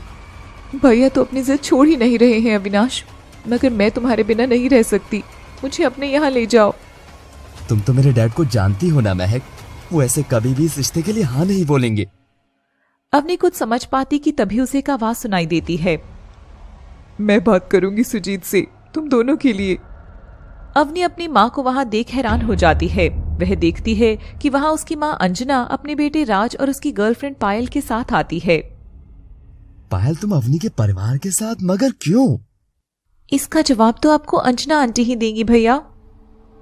मेरे कहने पर पायल तुम पर नजर रखती थी ताकि मैं जान सकूं कि आखिर उस घर में चल क्या रहा है। पायल और राज एक दूसरे से प्यार करते हैं, ठीक वैसे ही जैसे मैं भी किसी से प्यार करती थी। अच्छा होगा अगर तुम दो प्यार करने वालों को आपस में मिला दो तो। मैंने जो किया अपने प्यार के लिए किया भैया।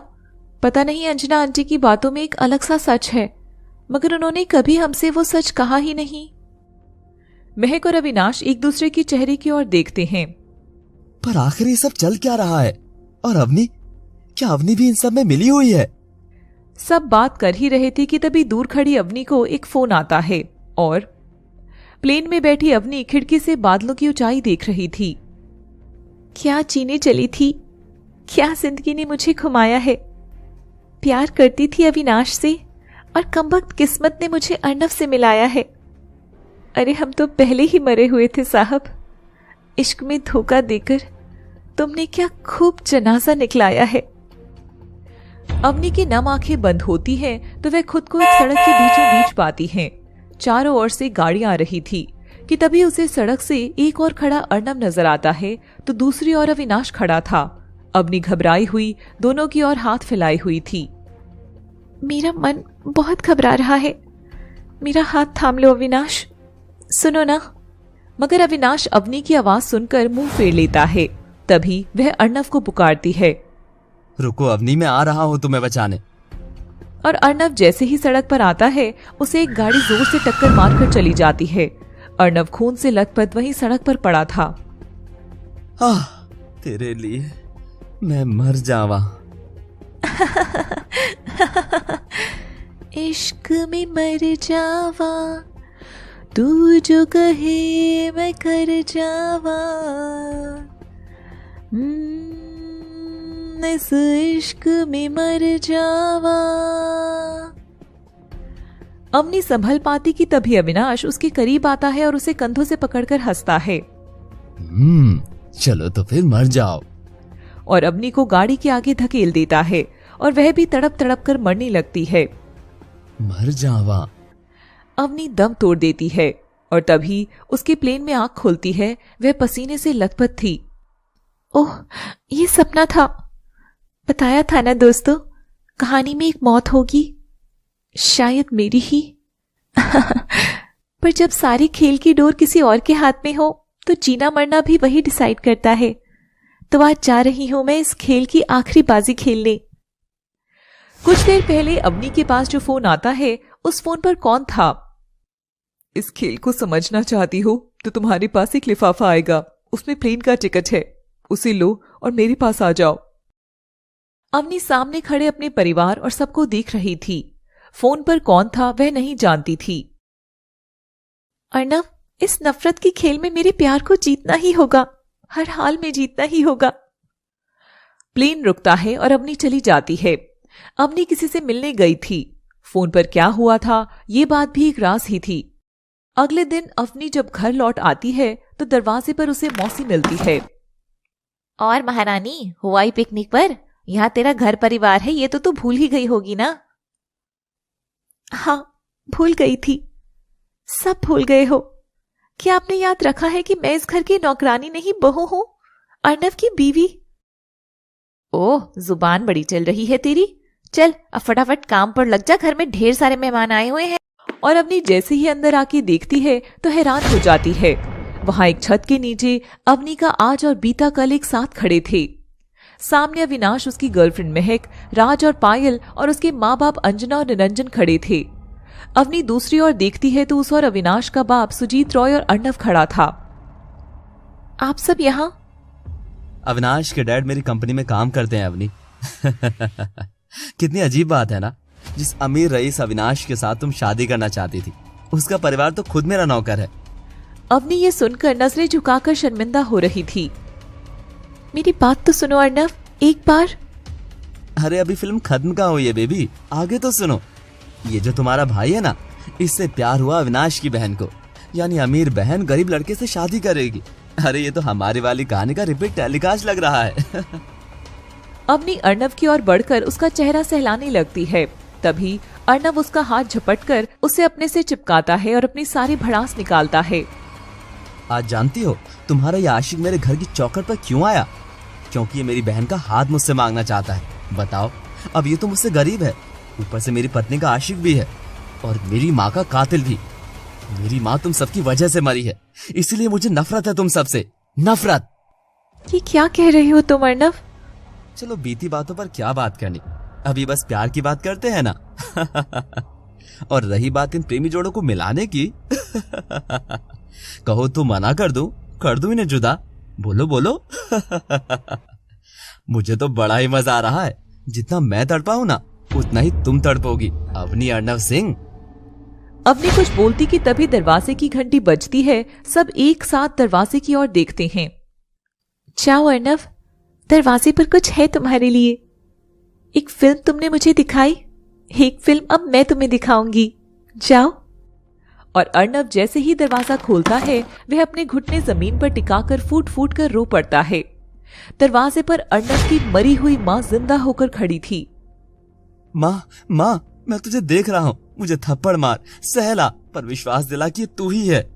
हाँ बेटा, ये तेरी माँ ही है, मैं ही हूँ। अर्णव अपनी माँ के सीने से लगकर फूट फूट कर रोता है। महक भी अपनी माँ से मिलती है। पर माँ कहाँ थी तू इतने सालों से, और मुझे कैसे ढूंढा? आज तक तू मेरे पास क्यों नहीं आई माँ? देख, तेरे बेटे ने कितना बड़ा साम्राज्य बना लिया। मुझे तेरी बहुत कमी महसूस होती थी माँ। बस, मैं आई नहीं, लाई गई हूँ। और अर्णव की माँ सुलोचना अंजना की ओर देखती है। अंजना, अब समय आ गया है सबको खेल बताने का। खेल? कौन सा खेल? अंजना, क्या तुम भी कुछ खेल रही थी जो मैं नहीं जानता? कुछ नहीं, पूरी कहानी मैंने ही लिखी थी अवनी के पापा। क्यों सुजीत, अब भी अनजान ही बने रहोगे? सुजीत अंजना की बात सुनकर नजरें चुरा लेता है। ओह गॉड, बच्चों की इस लड़ाई के मास्टरमाइंड तो खुद हमारे पेरेंट्स हैं अवनी। तुम सही कह रही हो अविनाश। और अविनाश अर्णव और अवनी सुजीत की ओर बढ़ते हैं। बताता हूँ, मैं अंजना से प्यार करता था, बहुत प्यार। मेरे पिताजी अर्णव के नाना की कंपनी में काम करते हैं, मगर मेरे सपने हमेशा से ही बहुत सारे पैसे कमाने के थे। जब मैंने अंजना से शादी करने का फैसला किया तो उसी रोज मुझे अर्णव के नाना के यहाँ बुलाया गया। वहाँ मैंने पहली बार अर्णव की माँ को देखा, ऊपर से इतनी बड़ी प्रॉपर्टी की मालकिन। ये देख मेरे मन में लालच आया और मैंने उनसे सुलोचना का हाथ मांग लिया। और जिस दिन अंजना और मेरी शादी थी उस दिन मैं वहाँ गया ही नहीं आया ना वो। मेरी गरीबी के आगे आज मेरा प्यार हार गया ना भगवान, हार गया। मगर सुलोचना के साथ शादी से पहले ही अंजना ने सुलोचना को सारा सच बता दिया और उसने शादी करने से मना कर दिया और अर्णव के बाबा से शादी कर ली। मगर मैं कहाँ चुप बैठने वाला था। और फिर इस जालिम सुजीत ने मेरे परिवार को चोट पहुंचाना शुरू कर दी। ऐसे में अंजना ने मेरी बहुत मदद की थी। और मुझे इसकी नजरों से दूर भेज दिया। तू जो आज तक सोचता आया है कि अंजना के परिवार ने मुझे मारा है, वो गलत है मेरे बच्चे। अंजना ने तो मुझे बचाया था। हाँ अर्नव बेटा और पायल बेटी, इसीलिए मैं ये सब खेल तेरे परिवार के साथ खेल रही थी, ताकि सुजीत और उसकी औलादों को पता तो लगे कि प्यार कर रहे तो अपनी दौलत की पोटली को दरिया में डुबा देना ही बेहतर है। अरे हैसियत तो अच्छे अच्छे महाराजाओं की नहीं बची। घिन आती है मुझे सुजीत तुझ पर कि मैंने कभी तुझे अपना दिल दिया था। मेरे लिए निरंजन ही मेरा बेस्ट चुनाव है।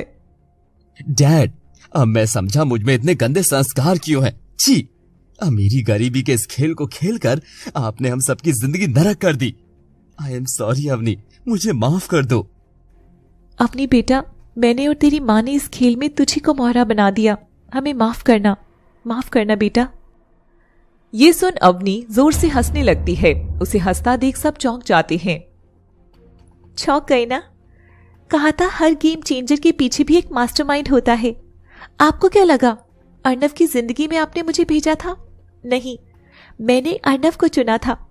तुम्हें क्या लगा था अर्नव कि कोई लड़का मुझे इतना चाहेगा और मैं बस उसकी गरीबी ही देखूंगी? नहीं पागल, नहीं। जब भी अर्नव मुझे स्टॉक करता था, मेरा पीछा करता था, तब मैं बहुत अच्छा महसूस करती थी। मगर लड़की होना तो थोड़ा भाव खाना तो बनता है डियर हस्बैंड। मैंने ही अर्नव की गरीबी को चुना था और इस खेल में बाजी कुछ ऐसी घूमेगी मैं नहीं जानती थी। जब मैंने अर्नव की माँ की तस्वीर देखी तो मैं जान गई थी कि वो कौन है।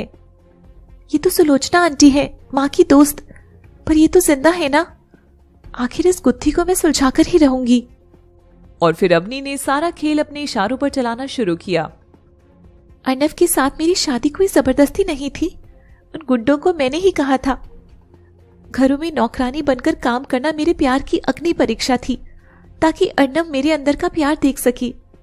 मैंने ही मेरे माँ बाप को खुद से दूर किया, ताकि मैं और अर्नव अकेले ही जीवन की इस आग में जलकर तपे। सारे पासे मेरे और चाली मेरी ही थी। और आप सब सोच रहे थे कि कहानी आप लिख रहे हैं। बोला था ना दोस्तों, इस इश्क में मौत तो तय है। अब वो पहले वाली अवनी की ही क्यों ना हो चाहे। सब हैरान थे अवनी को ऐसा देख। सुजीत सबसे माफी मांगकर राज और पायल के रिश्ते को हाँ करता है और वहीं महक और अविनाश भी एक हो जाते हैं। अर्नव अवनी का प्यार देख उसे सीने से लगाता है। मुझे माफ कर दो, मैं नफरत में अंधा होकर कुछ नहीं देख सका। तेरे इस मुखड़े पर मैं मर जावा। I love you. Arnav Avni को सीने से लगाता है और सब मिलकर अविनाश, महक और राज पायल की शादी करा देते हैं। इसी तरह नफरत की आग में जल रही कहानी प्यार की छांव तले खत्म हो जाती है। ऐसी ही दिलचस्प मनोरंजन से भरी कहानियां देखने के लिए हमारे चैनल लव सिटी को देखना ना भूलें और सुनो, सब्सक्राइब